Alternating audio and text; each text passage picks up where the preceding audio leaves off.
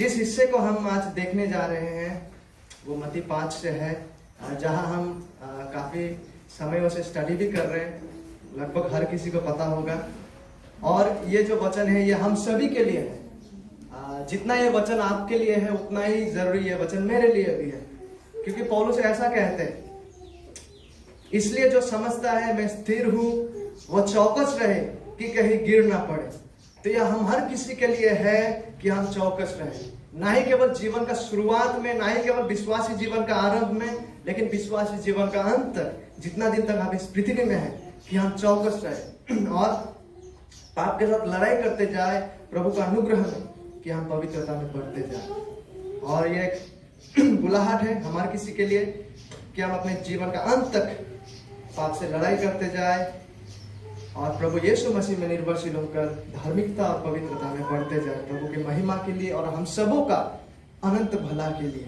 मत्ती 5 अध्याय 27 से 30 पदों में हम आ पहुंचे हैं, जिसे आज हम देखने वाले हैं।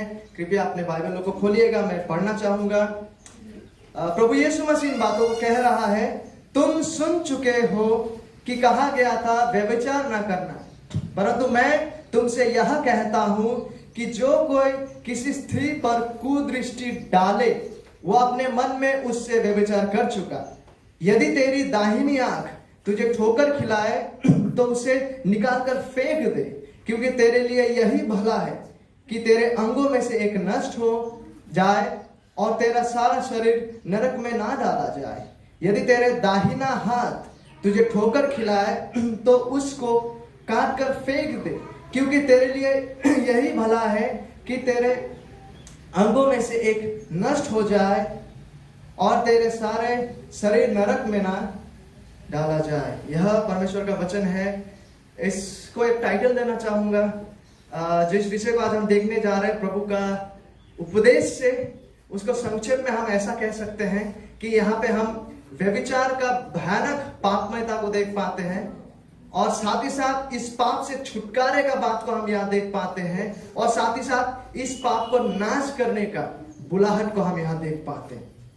किन किन विषयों को हम यहाँ देख पाते हैं? व्यभिचार का पापमयता, भयानक पापमयता को हम देख पाते हैं और साथ ही साथ इस पाप से छुटकारे का बुलाहट को हम यहाँ देख पाते हैं और साथ ही साथ इस पाप को नाश करने का बुलाहट को भी हम यहाँ देख पाते हैं। बगैर हृदयों में सच्चा शुद्धता या पवित्रता, बगैर हृदयों में, मन में, सोच विचारधाराओं में, बगैर हृदय और मन में सच्चा शुद्धता और पवित्रता के क्या केवल बाहरी धर्म के क्रिया कोई सच्चा लाभ और मायने का है?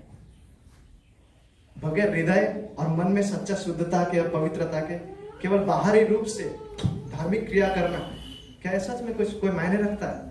प्रभु के वचनों के अनुसार नहीं, क्योंकि परमेश्वर एक इंसान का हृदय को परखता है और वहां से हमें पवित्र होने के लिए वो मांग और दावा करता है। और यीशु मसीह का 6 उदाहरणों का हम देख पाते हैं। पिछले बार हमने क्रोध का उदाहरण को देखे थे, गुस्सा होने का उदाहरण को देखे थे, और आज यहाँ पे प्रभु यीशु मसीह हृदय में धार्मिकता और पवित्रता की बात को करते हैं, जो कि व्यभिचार से संबंधित है।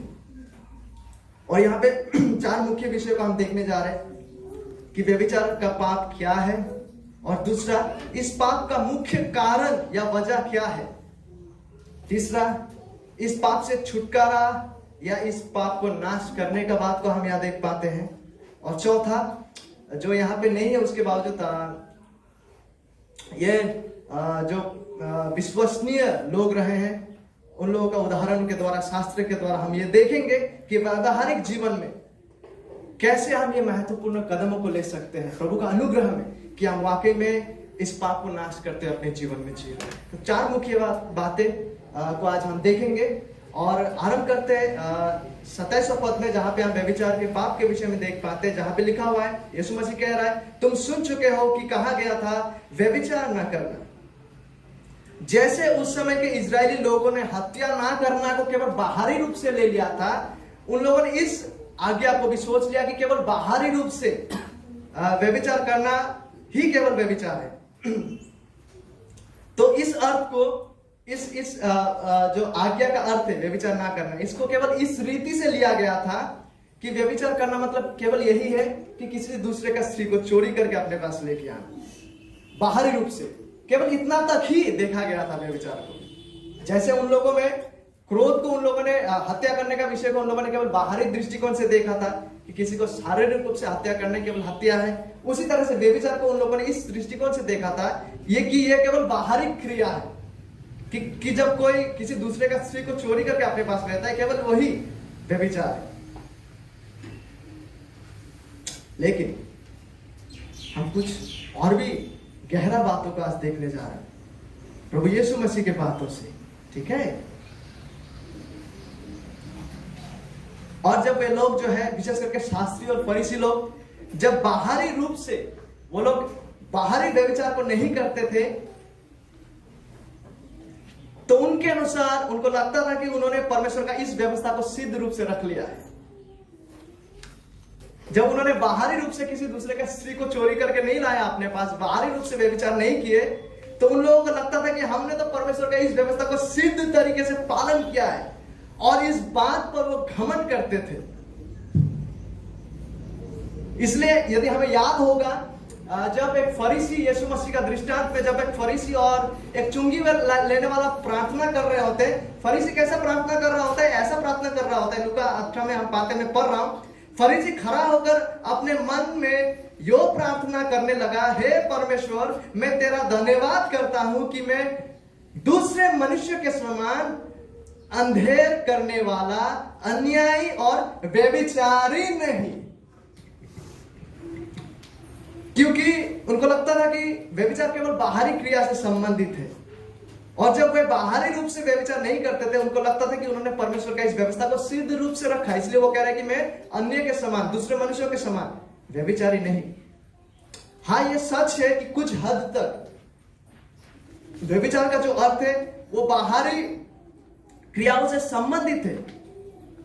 यह सच है कि व्यभिचार कुछ हद तक, कुछ मायने में, कुछ अर्थ में बाहरी क्रियाओं से संबंधित है, लेकिन वही सब कुछ नहीं है। जब हम देखने लगेंगे यीशु मसीह के वचनों को, व्यभिचार उससे भी गहरा है। और यह सच है कि व्यभिचार बाहरी क्रियाओं से भी संबंधित रखता है। कोई भी बाहरी व्यभिचारी क्रिया या कार्य जिसको विवाह बंधन के बाहर में किया जाता है, बाइबल उस तरह का शारीरिक क्रिया को भी प्रोहिबिट करता है, बाइबल मना करता है। और ये शास्त्र के समय में, उस दिनों में बहुत ही भयावह एक प्रकार का पाप था, जिसको भयानक रीति से सजा दिया जाता था। इसलिए पौल एक जगह में फटकार लगाते हैं, पहला कुरिन्थी में जब हम देख पाते, वो कहते हैं यहां तक सुनने में आता है कि तुम में व्यभिचार होता है। यहां शारीरिक व्यभिचार का बात करते हैं पौल, वरन ऐसा व्यभिचार जो अन्य जातियों में भी नहीं होता। यहां पे पौलुस बाहरी क्रिया की ओर दृष्टि लगाकर बातें कर रहा है, क्योंकि व्यभिचार जो है वो उसमें बाहरी क्रियाएं भी शामिल है।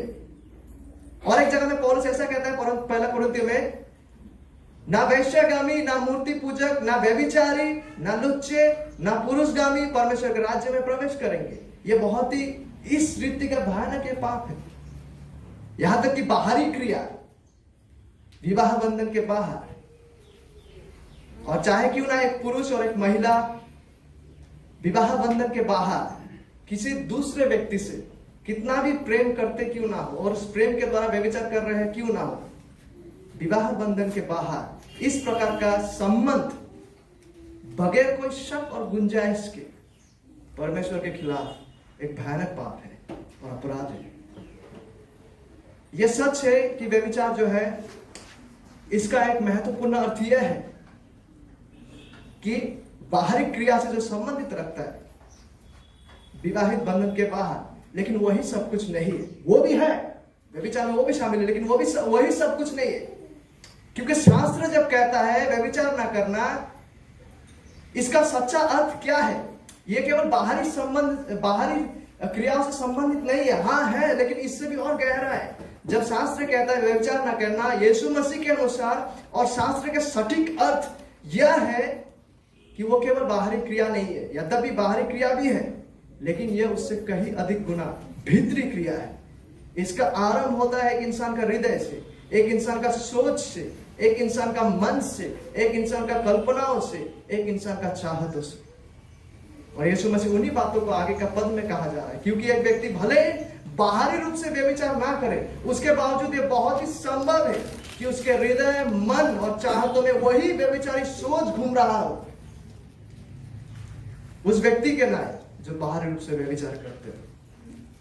और व्यभिचार का पाप का मुख्य कारण और चाहत और वजह क्या है? यीशु मसीह मत्ती 5 का 28 में इन बातों को रखते हैं। वो कहते हैं, परंतु मैं तुमसे यह कहता हूं कि जो कोई किसी स्त्री पर कुदृष्टि, व्यभिचारी दृष्टि डाले, वो अपने मन या अपने हृदय में उससे व्यभिचार कर चुका है। यीशु मसीह कहता है, मैं तुमसे यह कहता हूं, मतलब यीशु मसीह अपने बातों का अधिकार को यहां पे ला रहा है। उस समय का जो प्रचलित शिक्षा था फरीसियों और शास्त्रियों का, जो केवल व्यभिचार को बाहरी नजर से देखते थे, यद्यपि वो है, लेकिन यीशु मसीह कहता है कि मैं तुझसे यह कहता हूं, जो यीशु मसीह का अधिकार को दर्शाते हैं। यीशु मसीह यहाँ पे शास्त्र सम्मत रीति से व्यभिचार का सच्चा अर्थ को देने वाले हैं, एक्यूरेट अर्थ को, कि शास्त्र क्या कहता है जब शास्त्र इस व्यवस्था का बात को कर रहा होता है। यीशु मसीह आगे कहता है 8वें पद में कि जो कोई किसी स्त्री पर कुदृष्टि डाले या फिर व्यभिचारी नजरों से देखे, यह कुदृष्टि डालना और क्रूर से देखना क्या दर्शाते हैं? यह व्यभिचारी दृष्टि डालना या कुदृष्टि डालना या कुदृष्टि से देखना, ओरिजिनल में देखना शब्द है लुक। ओरिजिनल उसमें टेक्स्ट में जब हम ग्रीक में पढ़ते, इट्स अबाउट लुकिंग, देखने से संबंधित है। तो कुदृष्टि डालना और कुदृष्टि देखने का अर्थ क्या है? यह कुदृष्टि डालना, कुदृष्टि से देखने का अर्थ यह है कि जब कोई व्यक्ति निरंतरता से इस प्रकार से देखते जाता है, कंटिन्यूअसली इस प्रकार से वो देखते जाता है। देखिए, बात इसका नहीं है कि जब कोई व्यक्ति अनजाने में गलती से देख लेता है और वहां से अपना आंखों को हटा लेता है, यीशु उस प्रकार का देखने का बात को नहीं कर रहा है। लेकिन बात इसका है कि जब कोई व्यक्ति जानबूझकर, लगातार, निरंतरता से, कंटिन्यूअसली व्यभिचारी सोच लेकर कुदृष्टि डालते जाता है। यीशु मसीह यहां पे जानबूझकर देखने का बात को कर रहा है। जब कोई व्यक्ति व्यभिचार करने का उद्देश्य से लगातार, निरंतरता से कुदृष्टि डालते जाता है, जब एक व्यक्ति अपने पतित अभिलाषाओं को पूरा करने का इरादा और उद्देश्य को लेकर लगातार जानबूझकर व्यभिचारी दृष्टि, कुदृष्टि से देखते जाता है, यीशु मसीह उस विषय का बात को यहां कर रहा है। जहां पे यह भी शामिल है, जहां पे यह भी शामिल है कि जब एक व्यक्ति कोई भी टीवी या ऑनलाइन इंटरनेट वगैरह में कुछ ऐसा क्रियाएं देखते हो जो ऐसा अभिलाषों से निकल रहा हो, और प्रिय महिलाएं, ऐसा ना सोचे कि यह केवल पुरुषों का समस्या है, क्योंकि पर्याप्त रीति से महिलाओं ने भी यह स्वीकारा है कि कैसे वे इस प्रकार का बंधुआई में पड़े थे और पड़े हैं। जब कोई इंसान किसी दूसरे पर व्यभिचारी सोच लेके कुदृष्टि डालता है, इस प्रकार का कुदृष्टि को डालना उस व्यक्ति के सोच और विचार में व्यभिचार करने का मुख्य वजह है। व्यभिचार का मुख्य कारण क्या है? व्यभिचार का मुख्य कारण यह है कि उस व्यक्ति का हृदय में जो पाप बसा हुआ है। गौर से सुनिएगा, जो कोई किसी पर व्यभिचारी सोच लगाकर कुदृष्टि डालता है या कुदृष्टि से देखता है, जब ये देख रहा होता है, ये व्यक्ति ये सोच और इस इरादा से, यह व्यभिचार का मुख्य कारण नहीं है, क्योंकि प्रभु यीशु मसीह कहता है क्योंकि वो ऑलरेडी पहले ही अपने मन में उससे व्यभिचार कर चुका है। वो कुदृष्टि डालने के द्वारा व्यभिचारी नहीं बनते हैं। ये कुदृष्टि डालना, ये नजर, ये बुरी नजर डालना हमें उस पाप का मेन कारण नहीं है, क्योंकि यीशु मसीह यहां पे कह रहा है, मैं पढ़ना चाहूंगा, गौर से सुनिएगा 28 पद में, परंतु मैं तुमसे यह कहता हूं कि जो कोई किसी स्त्री पर कुदृष्टि डाले, ये कुदृष्टि डालना पाप का मेन वजह नहीं, मेन कारण नहीं, क्योंकि यीशु मसीह कहता है क्योंकि वह अपने मन में उससे व्यभिचार कर चुका है।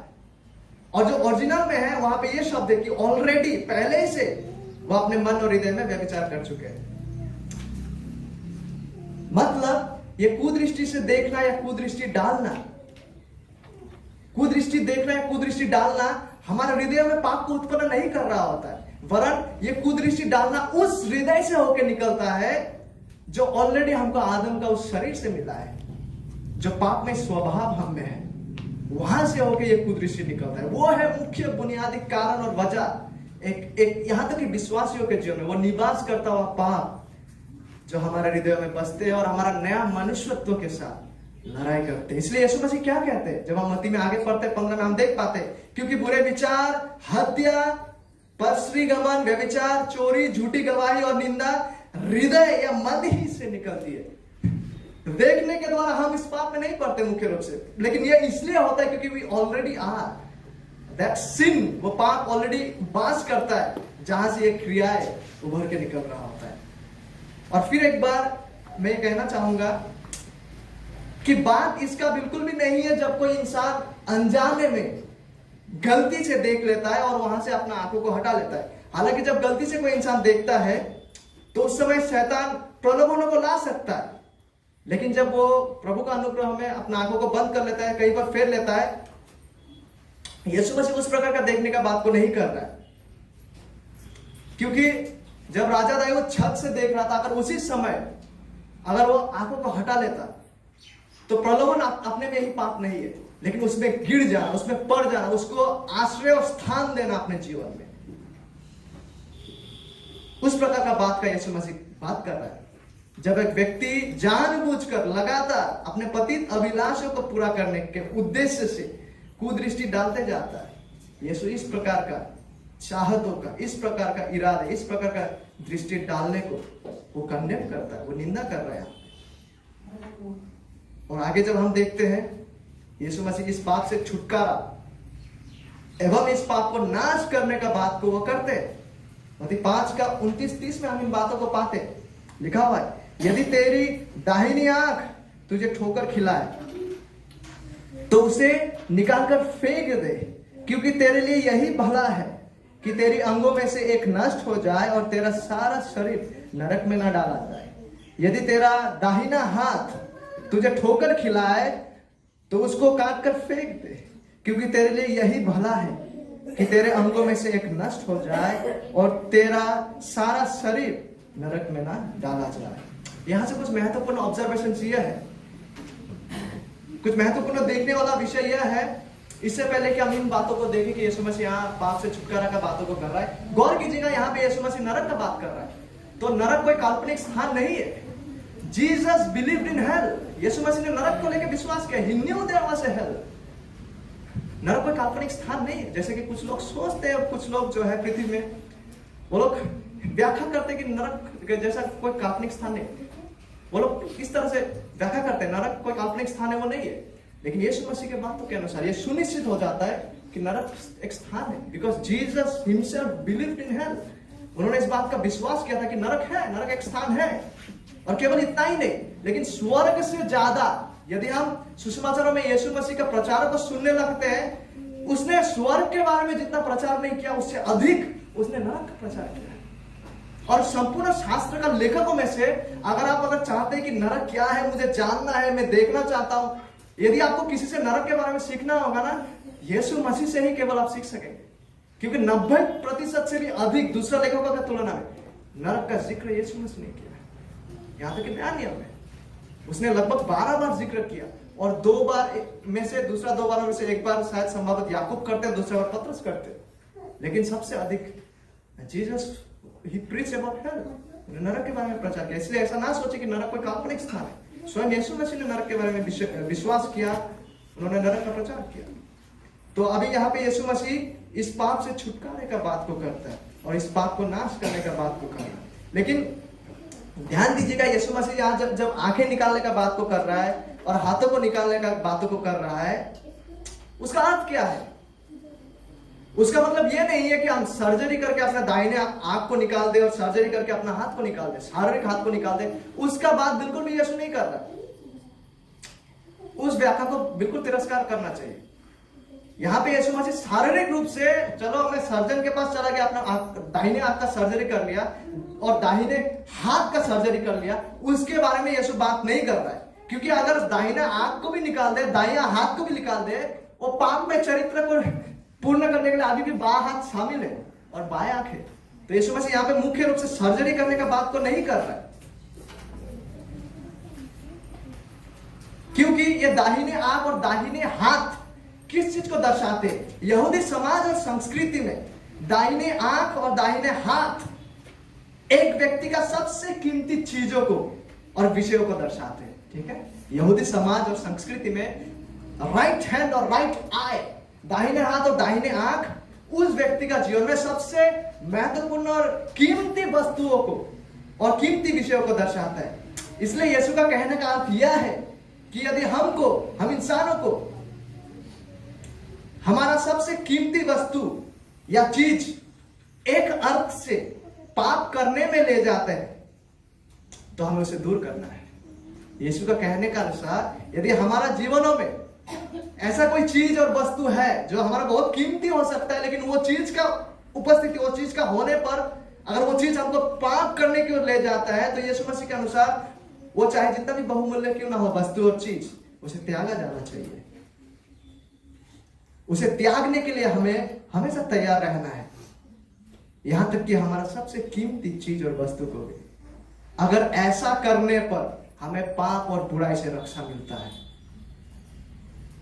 क्योंकि इन जो कीमती चीजों में से, इनमें से कुछ भी हमारे पवित्रता और धार्मिकता का सुरक्षा के तुलना में अधिक बहुमूल्य नहीं है।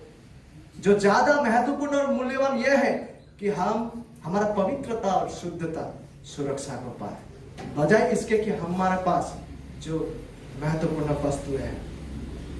यीशु मसीह कहता है यदि तेरे दाहिने आंख या दाहिने हाथ तुझे ठोकर खिलाए, ये ठोकर खिलाने वाला शब्द क्या है? What does it mean? ये ठोकर खिलाने का अर्थ क्या है? जिस रीति से हमें से शायद लगभग सभी ने देखा होगा कि चूहा पकड़ने का एक फंदा होता है, एक ट्रैप होता है। तो जिस रीति से वहां पे अंदर में कुछ खाना डाला जाता है, कुछ मीट को लगाया जाता है, मछली को लगाया जाता है और चूहा को फंसाया जाता है उसके अंदर जब आता है। तो ये ठोकर खिलाने का शब्द का ठीक वैसा ही है, ठीक वैसा ही है कि कुछ भी चीज और वस्तु जो हमें आत्मिक रूप से या नैतिक रूप से या शारीरिक रूप से फंदे में फंसाए और हमें पाप में गिराए और जो हमें पाप में रखे, वो है जो हमें ठोकर खिलाते हैं। हम समझ रहे? कोई भी ऐसा चीज या वस्तु जो हमें आत्मिक रूप से, नैतिक रूप से, व्यवहारिक रूप से फंदे में फंसाए, फंदे में फंसाने के द्वारा जो हमें गिराए पाप में और पाप में रखे, उस तरह का विषय का यीशु बात कर रहे हैं यहाँ पे। और यीशु के अनुसार उन चीजों को तुरंत और संपूर्ण रूप से हटाया जाना चाहिए। उसको वैसे चीजों को संपूर्ण रूप से हटाया जाना चाहिए।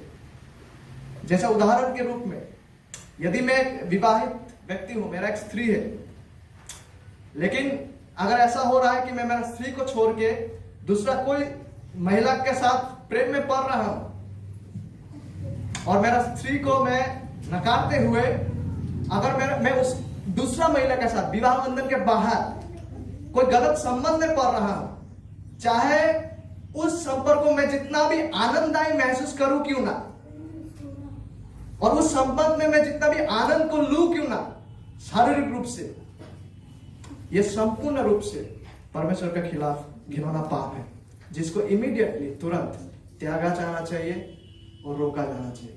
यीशु मसीह इस प्रकार की क्रिया का बात कर रहे हैं यहाँ पे। और केवल उतना ही नहीं, चाहे वो कोई भी प्रकार का छवि, cinema, TV shows, online videos हो क्यों ना, जो हमें फंदे में फंसाकर पाप कराता है और पाप में रखता है, उसे भी तुरंत और संपूर्ण रीति से त्याग दिया जाना चाहिए। पौलुस कहता है पहला कोरिन्थी में हम इन बातों को पाते हैं, परंतु मैं अपनी देह को मारता, कूटता और वश में लाता हूं, मैं डिसिप्लिन करता हूं प्रभु के अनुग्रह में। ऐसा ना हो कि औरों को प्रचार करके मैं खुद ही किसी रीति से निकम्मा ठहरूं। ये हम सभी के लिए है, जो आज आपके सामने खड़े हुए उसके लिए भी है कि हम अपने देह को, देह की क्रियाओं को, उन अभिलाषों को मारे, प्रभु के अनुग्रह से कूटे और वश में लाए उन क्रियाओं को फल लाने ना दे। पौलुस कहता है कि कहीं ऐसा ना हो कि औरों को प्रचार करके मैं आप ही किसी रीति से निकम्मा ठहरे। तो ये जितना आपके लिए है उतना ही महत्वपूर्ण है, मेरे लिए भी है। तो हमने अब तक देख लिया है कि व्यभिचार क्या है, व्यभिचार का मुख्य वजह क्या है, और यीशु मसीह व्यभिचार से छुटकारा का बात को वो कर रहा है, क्योंकि हमारा धार्मिकता और पवित्रता में बढ़ना वाकई में मूल्यवान है। और अभी कुछ व्यवहारिक उदाहरणों को देखेंगे और कुछ महत्वपूर्ण बातों को मनन करते हैं, जिसके द्वारा हम अपने व्यवहारिक दैनंदिन जीवन में पवित्रता और धार्मिकता में बढ़ सकते हैं। इसकी कुछ देर तक इसकी चर्चा करते हैं।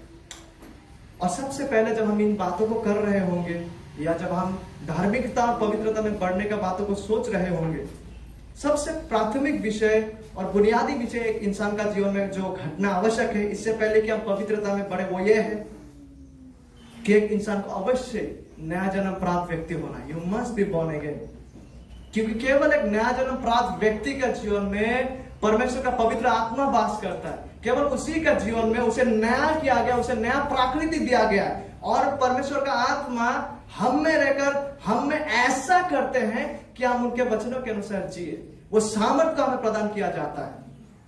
तो इसलिए पवित्रता में बढ़ने से पहले, धार्मिकता में बढ़ने से पहले, पाप को नाश करके प्रभु को संतुष्ट करते हुए धार्मिक जीवन जीने से पहले आवश्यकता यह है कि एक व्यक्ति नया जन्म प्राप्त व्यक्ति हो, क्योंकि तब ही जाकर हमें वो क्षमता और काबिलियत को दिया जाता है, और स्वयं प्रभु पवित्र आत्मा हम में रहकर ऐसा कार्य करते हैं कि हम प्रभु के वचनों के अनुसार चल सके, कि हम पाप का नाश कर सके। सबसे प्राथमिक विषय यह है। और इन सारा बातों को कहते हुए, यदि कोई व्यक्ति इन विषयों को स्वयं से पढ़ रहे होंगे, कभी पढ़े होंगे या आज पढ़े होंगे, और इन बातों का सच्चाई को सुनकर और देखकर यदि वो इंसान इस बात का एहसास उसे होने लगे कि मैं तो ठीक ऐसे ही प्रकार का स्थिति में हूं, और अगर इस बातों को देखकर अगर वो व्यक्ति अपने पापों का सच्चाई को देखते हुए, अगर वो एक प्रकार से विलाप करते हुए, शोक करते हुए, अगर यहाँ से छुटकारे के लिए रोकर अगर वो कहे कि क्या मेरा कोई आशा है, कि क्या मैं उद्धार पा सकता हूं यहाँ से। इन बातों को पढ़ने के बाद जब एक व्यक्ति इन सारा बातों को महसूस कर पाए अपने जीवन में, उसके बाद जब वो देख पाते कि ये परमेश्वर के खिलाफ पाप है और मुझे यहाँ से भागने के लिए, यहाँ से छुटकारे के लिए प्रभु यीशु मसीह कह रहा है,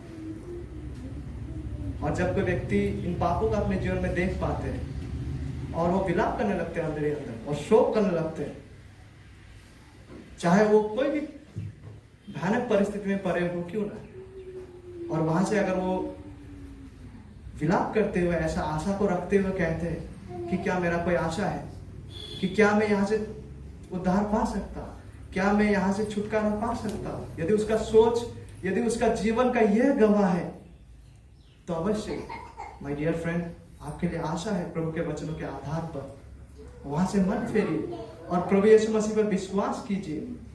प्रभु यीशु मसीह के पास आइए और उनसे अपने पापों का क्षमा का विनती कीजिए, उन पर विश्वास कीजिए मन फेरते हुए। और वचन हमसे कहता है कि जितना काला हमारा पाप है वो धो के उसे हिमपात बर्फ के जैसा सफेद कर देते हैं।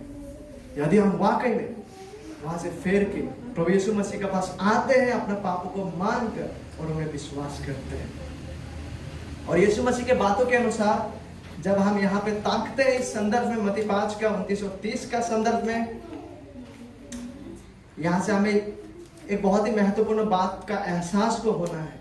और वो बात क्या है?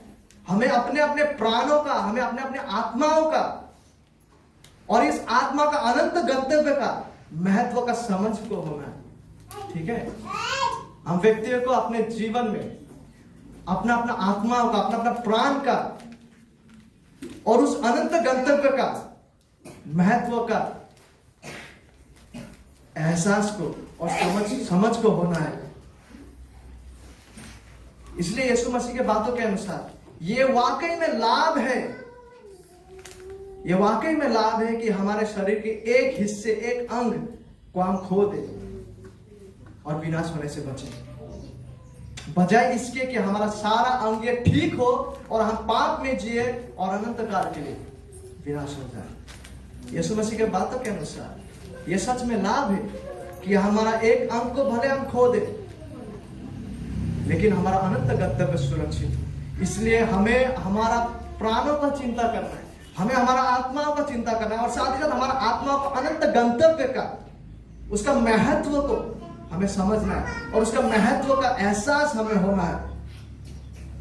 क्योंकि यदि मेरा कोई भी क्रिया है, यदि मेरा कोई भी काबिलियत, यदि मेरा कोई भी इच्छा है और मेरा कोई भी श्रेष्ठ और कीमती वस्तु मुझे पाप कराता है, पाप की ओर ले जाता है, तो मुझे अवश्य उसे त्यागना है,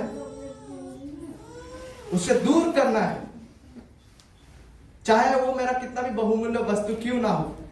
क्योंकि इनमें से कुछ भी आपका और मेरा आत्मा और उसकी अनंत सुरक्षा से अधिक महत्वपूर्ण नहीं है, चाहे वो जितना भी कीमती वस्तु क्यों ना हो मेरे लिए।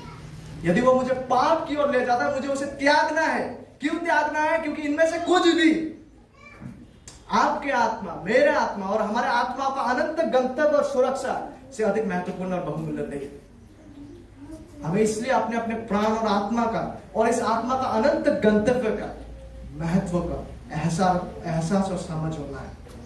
इसलिए यीशु मसीह के बात ये हमें, यीशु मसीह का बातें, उसका वचन हमसे हमारे आत्मा और प्राण और इसका अनंत गंतव्य का महत्व को हमारे सामने प्रदर्शित करता है कि इस महत्व का सामने बाकी सारे जिसे हम बहुमूल्य मानते, कीमती मानते, इसके बाद ही हम उसके बारे में सोचें, इसके बारे में अधिक सोचें। क्या हम सभी इस बात को समझे हैं कि इस पृथ्वी में रहते हुए जो सबसे महत्वपूर्ण काम हमें करना है, क्या हम इस बात को समझ रहे हैं यीशु मसीह के वचनों से कि इस पृथ्वी में रहते हुए जो सबसे महत्वपूर्ण काम हमें करना है वो क्या हो सकता है? वो यह है कि हम खुद को उस अनंत राज्य और उस अनंत काल के लिए प्रस्तुत करें इस पृथ्वी में। यीशु मसीह के बातों के अनुसार हमें इस रूप से जीना है कि हम अपने आप को प्रस्तुत कर रहे हैं उस अनंत काल के लिए, वो अनंत राज्य जो एक दिन आने को है। इसका मतलब ये नहीं है कि इस पृथ्वी में जो परमेश्वर के द्वारा दिया गया जो जिम्मेदारियां हमारे हैं उसका हम भूल जाए, बिल्कुल वो नहीं। वरन यह है कि उन सब कार्यों को हम इस तरह से कर रहे हैं कि हम अपने आप को उस राज्य और उस दिन के लिए, उस समय के लिए प्रस्तुत कर रहे हैं। ठीक है, हम उस रीति से, उस तरह से हम अपने आप को प्रस्तुत करें, ले जाए कि हम स्वयं को उस अनंत काल और उस अनंत राज्य और महिमा के लिए प्रस्तुत कर रहे हैं जो हमारा इंतजार कर रहा है, जो एक दिन आने वाला है। इसलिए यीशु मसीह के बातों के आधार पर यह हमारे लिए भला है, यह हमारे लिए लाभ है। और यदि इसकी वाकई में आवश्यकता है कि हमारा अंगों में से एक नष्ट हो जाए, भले हम रेंगते हुए क्यों ना चले, वरन हम इस विषय से सुनिश्चित हो जाए कि हम परमेश्वर का अनंत राज्य में प्रवेश कर रहे हैं, कि हम अनंत काल के लिए परमेश्वर का आनंद भरा उपस्थिति में प्रवेश कर रहे हैं और उस महिमा में प्रवेश कर रहे हैं। भले इसके लिए यदि आवश्यकता है तो हमारा कोई भी कीमती वस्तु हमसे दूर क्यों ना, भले इसके लिए मेरा अंगों में से एक नष्ट क्यों ना हो जाए, भले इसके लिए मुझे रेंगते हुए वहां प्रवेश करना क्यों ना पड़े, वरन हम इसका सुनिश्चित हम बोले कि हम वाकई में प्रभु का अनुग्रह में उस अनंत राज्य में प्रवेश कर रहे हैं, परमेश्वर का आनंद भरा उपस्थिति में, उस अनंत महिमा में जो हमारे सम्मुख है। लेकिन यह दुख की बात है कि हम हमारे अनंत गंतव्य को लेकर, उस दिन, उस समय को लेकर काफी लापरवाह करते हैं और ना के बराबर इस समय के लिए हम चिंता करते हैं और उसका यत्न को लेते हैं। हम इस पृथ्वी जीवन को लेकर अधिक चिंता करते हैं, नहीं, हम काफी अधिक इस पृथ्वी में समय को लेकर चिंता करते हैं। लेकिन क्या समान रूप से हम हमारा प्राण और आत्मा को लेकर चिंता करते हैं? हम इस पृथ्वी में जीवन को लेकर बहुत अधिक चिंता करते हैं, लेकिन मेरा सवाल आप सभी से ही है, लेकिन क्या साथ ही साथ हम उतना ही हमारा प्राण और आत्मा के लिए चिंता करते हैं? और उस अनंत गंतव्य का जो एक दिन आने जा रहा है। यह दुखद बड़ा परिस्थिति है, किस तरह से हम अनंत विषयों को लापरवाह करते हैं और कितना अधिक उन विषयों का चिंता करते हैं जो एक दिन समाप्त होने जा रहे हैं, जो अनंत काल के लिए नहीं भी रहने वाला।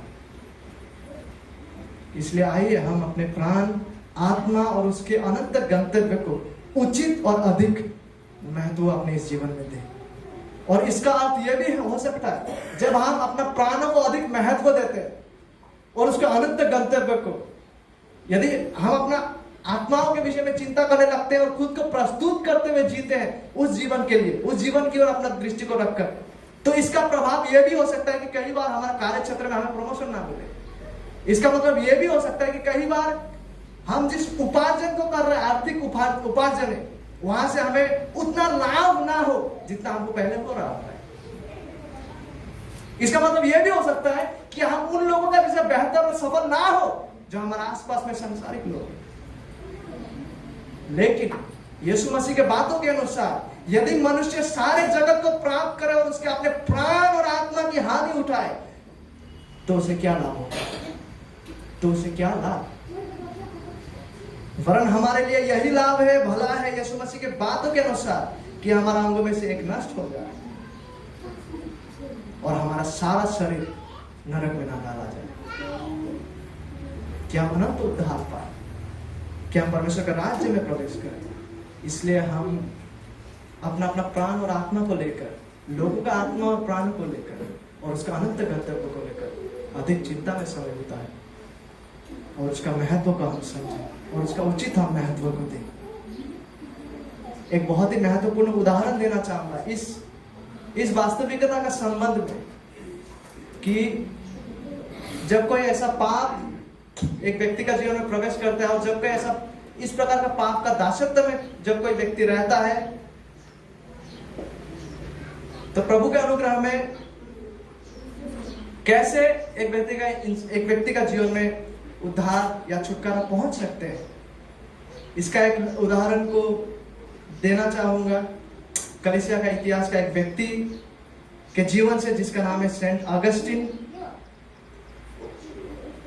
वो इस प्रकार का समस्या से जूझ रहा था जिसका बात यहाँ यीशु कर रहा है। व्यभिचारिक चिंताधारा है, व्यभिचारिक कुदृष्टियों से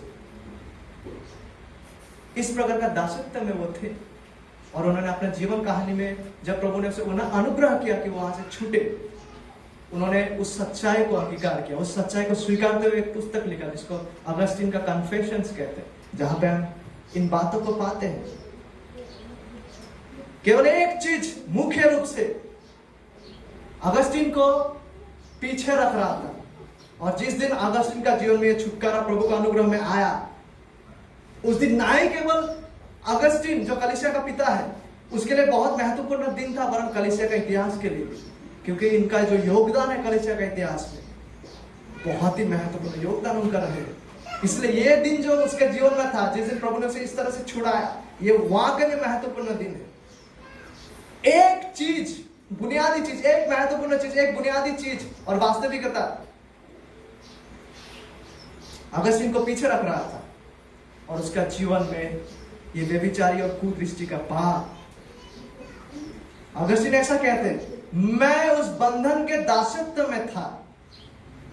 यह पुस्तक उन्होंने अंग्रेजी में लिखा, मैंने हिंदी में अनुवाद करने का संपूर्ण प्रयास किया ताकि मैं हिंदी में आप सबों के सामने प्रस्तुत कर सकूं। अगस्टिन ऐसा कहता है कि मैं उस माध्यम को तलाशता रहा, मैं उस माध्यम को तलाशता रहा कि कहीं से मैं सामर्थ को पाऊं। मैं उस माध्यम को तलाशता रहा कि कहीं से मैं सामर्थ को पाऊं जिसके द्वारा मैं परमेश्वर का आनंद को उपलब्ध कर सकूं। मैं उस माध्यम को तलाश रहा था जिससे मैं उस सामर्थ को उपलब्ध करूं और पाऊं जिसके द्वारा मैं परमेश्वर का आनंद को जीवन में उपभोग कर सकूं। अगस्टिन का जीवन में जो संघर्ष और लड़ाई चल रहा था वो इस दोनों के बीच में था कि कौन ज्यादा सुंदर है, कौन ज्यादा महत्वपूर्ण है, कौन सच में संतुष्टिदायक है? जो ये व्यभिचारी दृष्टिकोण और सोच उसके जीवन में भरा हुआ है, ये या परमेश्वर और उसका उपस्थिति। और अगस्तीन कहता है कि मैंने उस माध्यम को नहीं पाया, तब तक नहीं पाया जब तक मैंने उस मध्यस्थता और बीच हुए मनुष्य और परमेश्वर के बीच में जो मध्यस्थता है, जब तक मैंने उसको अकड़ के ना पकड़ा, मतलब जब तक मैंने उसको भरोसे में उसके उस पर समर्पित ना हुआ विश्वास के द्वारा, और वह है यीशु मसीह। अगस्तीन उस सामर्थ को तलाश रहा था, जिससे वो उस माध्यम को तलाश रहा था, जिससे वो परमेश्वर का आनंद को उपलब्ध कर सके। लेकिन अगस्तीन कहता है कि मुझे वो नहीं मिला, तब तक नहीं मिला जब तक उन्होंने प्रभु यीशु मसीह पे भरोसा नहीं किया। उस प्रभु यीशु मसीह जो मनुष्य और परमेश्वर के बीच में एकमात्र बीच हुआ है। उसके बाद अगस्तीन कहता है कि ओ प्रभु, तेरे नाम के महिमा के लिए मैं ये बताने जा रहा हूं कि कैसे तूने मुझे इस व्यभिचारी क्रूर दृष्टि का जंजीर से, जिसका मैं दासत्व में था, छुड़ाया। For the glory of your name, God's name, मैं इसको बताने जा रहा हूं। फिर वो उस पुस्तक में इन बातों का जिक्र करते हैं, जहां पे वो लिखते हैं कि एक छोटा बगीचा था मेरे घर के बगल में। दोपहर के समय में उस बगीचा में पन्हा लेने को मैं खींचा चला गया, जहां कोई भी मुझे परेशान नहीं कर सकता। मैंने उस भयानक संघर्ष, यानी कि जो उसके अंदर में वो संघर्ष था व्यभिचारी मनोभाव को लेकर, वो कह रहा है मेरे उस भयानक संघर्ष, जहां मैं उस संघर्ष में मैं खुद मेरा प्रतिद्वंदी था। अगस्तीन खुद उसका विपक्ष था उस लड़ाई, उस भयानक संघर्ष में। मैं खुद से बहुत क्रोधित हो गया, क्योंकि तेरा इच्छा को मैंने नहीं स्वीकारा और तेरा वाचा में मैंने प्रवेश नहीं किया, इसीलिए मैं बहुत क्रोधित था। वो आगे कहता है मैंने मेरे बालों को खींच निकाला, मेरे घुटनों को मैंने बांध लिया अपने हाथों से। क्यों? क्योंकि मैं तुच्छ वस्तुओं से बंधा हुआ हूं, क्योंकि मैं तुच्छ वस्तुओं से बंधा हुआ हूं, वो कहते हैं। और वे तुच्छ वस्तुएं, यानी कि अपना वो व्यभिचारी मनोभावों के बारे में वो बोल रहा है, वे मेरे शरीर में प्रवेश किया और कहने लगा, क्या तुम हमें इस क्षण से त्यागने वाले हो? क्या हम तुम्हारे साथ और कभी नहीं होंगे? क्या तुम हमेशा के लिए हमें त्यागने जा रहे हो? इसी रीति से कुदृष्टि और व्यभिचारी चित्र ने बात करता है कि क्या तुम मुझे हमेशा के लिए त्यागने वाले हो? क्या इसी समय से तुम मुझे त्यागने वाले हो? तुम मुझे हमेशा के लिए नहीं त्याग सकते हो। अगस्तीन कहता है, और जब मैं वहां खड़ा हुआ और मैं कांप रहा था वो बगीचा का बैरियर का सामने और बैरियर का दूसरी ओर, मैंने उपलब्ध कर पाया सच्चा शुद्धता को, सच्चा पवित्रता को, सच्चा सुंदरता को। मैंने बगीचा का बैरियर का उस ओर देख पाया। वो रूपक भाषा में बोल रहा है इन बातों कि जब वहां पे इस पाप के साथ संघर्ष कर रहा था, जहां पे वो इस पाप का दासत्व में था, वो बगीचा में कोने में पड़ा हुआ था, वो संघर्ष कर रहा था, वो अपना बालों को नोच रहा था, अपना घुटना को हाथों से पकड़ा हुआ था, क्योंकि वो कहता है कि मैं तुझ वस्तुओं से बंधा हुआ हूं। और जब मैं वहां पे खड़ा हुआ कांपते हुए, मैंने बैरियर का उस पार देख पाया। रूपक की भाषा में क्या देख पाया? सच्चा शुद्धता को, सच्चा पवित्रता को, सच्चा सुंदरता को मैंने देख पाया, जो मुझसे, यानी कि अगस्तीन से ऐसा कह रहा हूं कि बिना हिचकिचा के आओ इस पार करो, इस पार आओ, बैरियर का उस पार मत रह जाओ, इस पार चले आओ। वो सच्चा शुद्धता, पवित्रता, सुंदरता मुझसे कह रहा था कि मैं बैरियर को पार करके उसकी ओर चले जाओ। वो कह रहा था कि बिना हिचकिचा के आओ मेरे पास। उसने अपना प्रेममय हाथों को फैलाया मुझे स्वागत और स्वीकारने के लिए। जब वो इन बातों को कर रहा था, अगस्तीन का जीवन में लड़ाई चल रहा था, और ये लड़ाई दो वास्तविकताओं का बीच में था। एक वास्तविकता यह है कि कौन ज्यादा सच्चा आनंद को प्रदान करता है, कौन अधिक सुंदर है। क्या वो पाप जिसका दलदल और जंजीर में मैं फंसा हुआ हूं, जिसको मैं समय समय में, जिसका आनंद को मैं उपलब्ध कर रहा हूं, क्या ये पाप ज्यादा आनंददायक और ज्यादा सुंदर है, या फिर वो जो परमेश्वर है और उसका उपस्थिति? और अगस्तीन आगे कहता है, वो फिर अपने आप को घुटने के बल नीचे ले गया, अंजीर के पेड़ के नीचे, उस बगीचे में, और वो कहते हैं, आंसू मेरे आंखों से बहने लगा, मेरे इस दुर्गति में मैं रोता रहा। वो खड़े हुआ था कुछ देर के लिए, फिर अंजीर का पेड़ का नीचे वो पड़ गया और आंसू उसके आंखों से बहने लगा, मेरे इस दुर्गति में मैं रोता रहा। कब तक मैं कहता रहूंगा कल कल, कब तक मैं कहता रहूंगा कल कल, क्यों नहीं अभी, क्यों ना अभी इसी वक्त मेरे बदसूरत पाप का अंत किया ना जाए। वो रोते हुए इन बातों को कह रहा था कि कितना दिन, कब तक मैं कहूंगा कल कल, क्यों नहीं अभी, क्यों नहीं इसी वक्त मेरे बदसूरत पापों का अंत किया जाए। इनफैक्ट शायद हम में से किसी किसी का पुकार ठीक यही है, जिस संघर्ष से होकर अगस्तीन जा रहा है, और शायद अभी इसी वक्त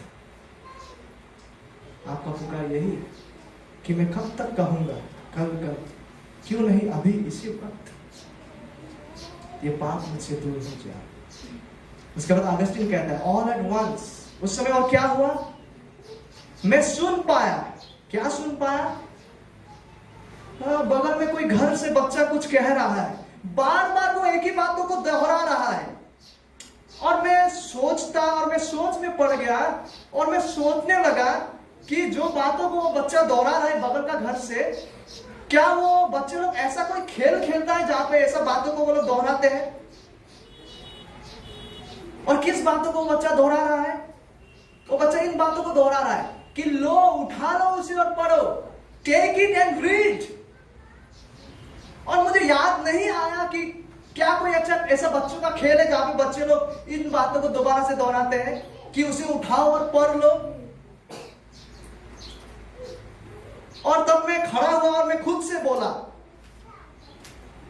और उसे यह प्रतीत हुआ कि तब मुझे जाना चाहिए अपने रूम में, कमरे में, और मुझे शास्त्र को जाके पढ़ना चाहिए। और उसे ऐसा प्रतीत हुआ, और वो कहते कि मैं तुरंत चला गया अपने जहां पे वो पढ़ाई करते, और मैंने शास्त्र को पढ़ा, और मैंने मन में पहले ही ये ठान लिया कि मैं जाऊंगा, शास्त्र को खोलूंगा, और जिस पदों में मेरा आंख सबसे पहले पढ़ने वाला है, मैं उसी पद को पढ़ूंगा। और वो तुरंत चला गया अपने कमरे में जहां पे वो शास्त्र अध्ययन करते थे। उन्होंने शास्त्र को खोला, और जहां पे उसका नजर सबसे पहले पड़ा, वो उसे पढ़ने लगा जहां लिखा हुआ है, जैसे दिन को शोभा देता है वैसा ही हम सीधी चाल चले, ना कि लीला क्रिया और पियक्कड़पन में, ना व्यभिचार और लुचपन में, और ना झगड़े और डाह में, वरन प्रभु यीशु मसीह को पहन लो और शरीर की अभिलाषा को पूरा करने का उपाय ना करो। अगस्तीन ने जब इन बातों को पढ़ा, रोमी 13 अध्याय 13-14 पद से, वो कहता है, और मुझे आगे पढ़ने का कोई जरूरत महसूस नहीं हुआ, क्योंकि मुझे आवश्यकता भी नहीं था, क्योंकि मैंने जब इन पदों का अंत तक पढ़ लिया, मानो कि मुझ में एक ऐसा आश्वासन आ गया, ऐसा आश्वासन का ज्योति मेरे हृदय में प्रवेश किया जब वो इन पदों को पढ़ रहा था। प्रभु का अनुग्रह में ऐसा ज्योति का आश्वासन उसका हृदय में प्रवेश किया, और सारा अंधकार का संदेह मेरे जीवन से दूर हो गया। प्रभु की महिमा हो। आखिरकार अंततः परमेश्वर सत्य के द्वारा हमें पवित्र करे, और यीशु मसीह कहता है उनका वचन ही बच सकते हैं। प्रभु इस कार्य को हम हर किसी का जीवन में उसका अनुग्रह में लागू और पूरा करें। आइए प्रार्थना।